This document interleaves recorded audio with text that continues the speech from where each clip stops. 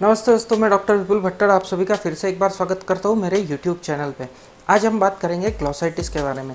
Glossitis यानी क्या होता है, इसके क्या क्या लक्षण हमें देखने को मिलते हैं, इसके क्या क्या कारण होते हैं और कौन कौन सी होम्योपैथिक दवाइयाँ इस कंडीशन में हम यूज़ कर सकते हैं, इन सभी के बारे में हम जानेंगे विस्तार से। तो आइए शुरू करते हैं।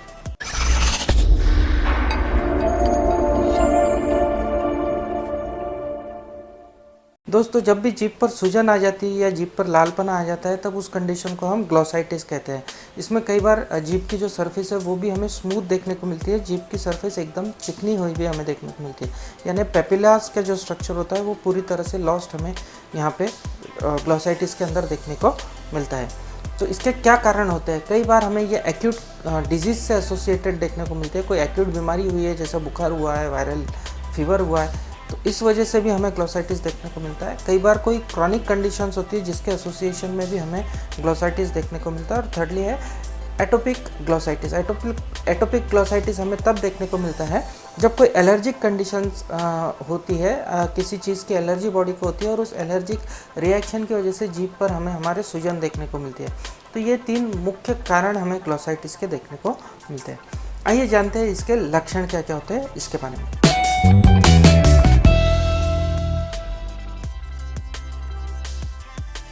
दोस्तों, सबसे पहला लक्षण इसका होता है कि जीभ हमारी लाल हो जाती है। जीभ के अंदर हमें रेडनेस काफ़ी देखने को मिलती है। जीभ जो है वो काफ़ी मोटी भी हमें दिखाई देती है, काफ़ी मोटी जीभ होती है। ऐसे में बोलने को दिक्कत हमें पेशेंट के अंदर देखने को मिलती है। पेशेंट ठीक तरह से बात नहीं कर पाएगा।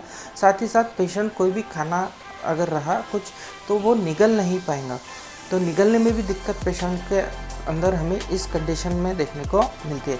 और एक और अगर इसकी सीवियरिटी बढ़ जाती है तो हमें एक और कंडीशन इसकी देखने को मिलती है जहाँ पे सांस लेने में दिक्कत आती है।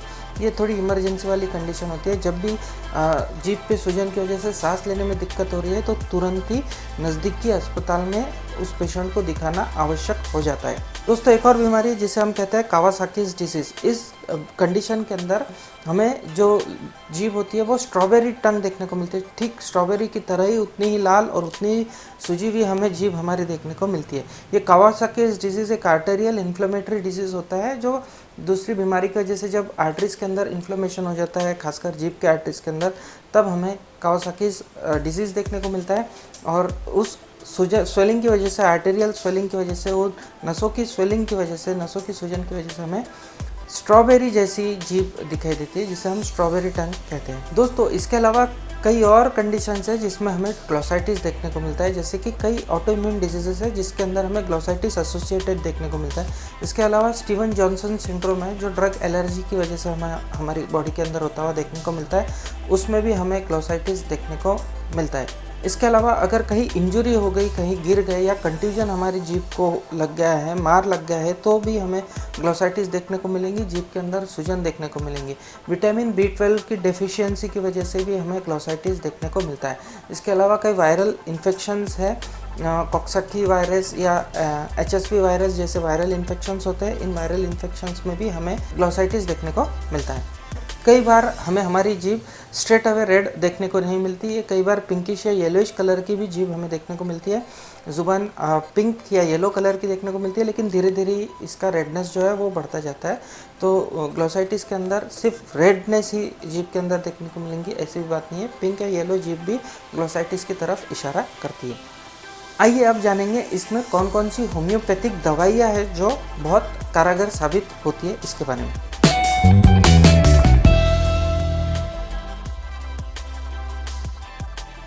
सबसे पहले बात करेंगे एकोनाइट की। एकोनाइट एक बहुत ही अच्छी दवा है। ये एक एक्यूट डिजीज़ के अंदर बहुत ही बेहतरीन दवा है। फर्स्ट स्टेज ऑफ इन्फ्लेमेशन के अंदर हमें इसके बहुत ही अच्छे और मार्वलस रिजल्ट्स देखने को मिलते हैं।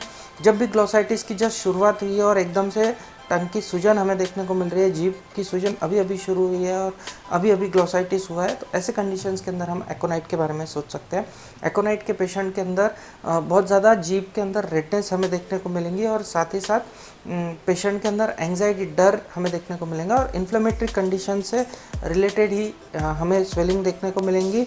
हो सकता है कोई वायरल फीवर वगैरह पेशेंट को हुआ हो, उस वजह से ग्लोसाइटिस पेशेंट को हुआ हो, तो ऐसे कंडीशंस में हम दे सकते हैं एकोनाइट 30। एकोनाइट 30 के हमें देना है 5-5 बूंद दिन में 3 से 4 बार। ये तब तक कंटिन्यू करना है जब तक कि पेशेंट की इन्फ्लेमेटरी कंडीशंस कम नहीं हो जाए। 2-3 दिन या 4 दिन भी इसे हम ले सकते हैं, और अगर सीवियरिटी ज़्यादा रही तो हर आधे घंटे में भी इसे हम रिपीट कर सकते हैं। दोस्तों दूसरी दवा है एपिस मेलिफिका। एपिस मेलिफिका ये हम तब देते हैं जब एलर्जिक कंडीशन की वजह से ग्लोसाइटिस हमें देखने को मिलता है। जब भी जिस जीभ पे जो सूजन है वो एलर्जिक कंडीशंस की वजह से होती है, तो ऐसे में अमूमन हमें स्वेलिंग तो देखने को मिलती है जीभ में, लेकिन जीभ के साथ साथ बॉडी के दूसरे हिस्सों में भी स्वेलिंग देखने को मिलती है, और साथ ही साथ हमें देखने को मिलती है टिंगलिंग या प्रिकिंग बर्निंग सेंसेशन। ठीक है, ऐसा लगता है कि कोई कुछ चुभ रहा है, ऐसी बर्निंग सेंसेशन हमें पेशेंट के अंदर देखने को मिलती है। तो एटोपिक ग्लोसाइटिस के अंदर हमें एपिस मेलिफिका के बहुत अच्छे रोल देखने को मिलते हैं। एपिस मेलिफिका का जो डोज होता है वो वेरी करता है। यूजुअली मैं प्रीफर करता हूँ एपिस मेलिफिका का 1 mg डोज देना, क्योंकि हम अगर हमारे सिम्टम्स को मैच कर लेते हो तो 1 mg हम इजीली दे सकते हैं, और 1 mg हमें देना होता है 3 दिन तक, सुबह शाम तक 10-10 बूंद। एपिस मेलिफिका 1 mg 3 दिन तक सुबह शाम अगर 10-10 बूंद देंगे तो चौथे दिन तक के हमें इसमें काफ़ी फ़ायदा देखने को मिलता है। तीसरी रेमेडी है कोनियम। कोनियम एक बहुत ही बेहतरीन दवा है ग्लोसाइटिस के लिए, तब जब ग्लोसाइटिस कंट्यूजन की वजह से हुआ है। कंट्यूजन यानी मुक्का मार लगना, यानी ब्लंट इंजरी। जब अगर कोई एक्सीडेंट हो गया है या कहीं किसी से फाइट हो गई है और हमारे टंग को इंजरी हुई है, कंट्यूजन लगा है, तो उस वजह से अगर जीभ पे स्वेलिंग आ रही है तो conium is a very beautiful remedy. ये इवन आर्निका से भी अच्छी रेमेडी है। आर्निका भी एक कंट्यूजन के लिए बहुत बेहतरीन दवा है। बॉडी में दूसरे हिस्सों में जब भी हमें कंट्यूजन देखने को मिलता है तो we can give arnica straight away. But अगर जीभ के अंदर कंट्यूजन है, जीभ के अंदर स्वेलिंग है ड्यू टू इंजुरी, तो we always think of conium. Conium के आर्निका से ज़्यादा अच्छे रिजल्ट्स हमें देखने को मिलेंगे। कोनियम हमें देनी चाहिए 200 पोटेंसी में। 200 पोटेंसी में 10-10 बूंद हमें कोनियम के देना है, और ये लगभग 1 हफ्ते या 10 दिन तक के हमें डोज देना है। 210 ड्रॉप्स मॉर्निंग एंड इवनिंग हमें 8 से 10 दिन तक के पेशेंट को देना है, जिससे पेशेंट का कंट्यूजन पूरी तरह से उतर जाएगा और जीभ की स्वेलिंग पूरी तरह से ठीक हो जाएंगे। एक लास्ट रेमेडी है जो कि ऑलमोस्ट स्पेसिफिक मानी जाती है ग्लोसाइटिस के लिए, और वो रेमेडी है मर्क सॉल। जी हाँ, मर्क सॉल को ऑलमोस्ट स्पेसिफिक माना जाता है ग्लोसाइटिस के लिए। जब भी स्वेलिंग हमें टंग के अंदर देखने को मिलती है, रेडनेस हमें टंग के अंदर देखने को मिलती है एसोसिएटेड विद एप्थे, यानी अगर छाले भी है स्वेलिंग के साथ, तो मर्क सॉल का इंडिकेशन ज़्यादा बढ़ जाता है। और मर्क सॉल का एक टिपिकल इंडिकेशन है कि कंटिन्यूस सलाइवेशन हमें देखने को मिलेगा। कॉर्नर ऑफ माउथ से हमें कंटिन्यूस लाड़ पेशेंट की गिरते हुए देखने को मिलती है। ये सिम्टम्स जब हमें देखने को मिलते हैं तो Merc Sol we can give, और मर्क सॉल हमें देनी है 1 mg पोटेंसी में कम से कम 5 दिन तक के 10-10 बूंद सुबह शाम लेना है। मर्क सॉल देने के बाद में जो सलाइवेशन का प्रोसेस है और जो ग्लोसाइटिस का जो प्रोसेस है वो धीरे धीरे कम हो जाता है, इन्फ्लेमेटरी चेंजेस वहाँ कम हो जाते हैं, और फिर 7वें-8वें दिन से थोड़े से सिम्टम्स चेंज होता है। जब भी सिम्टम्स चेंज होंगे तो हमारी मेडिसिन भी चेंज होती है, तो उस हिसाब से according to the symptoms we can repeat the follow up medicine.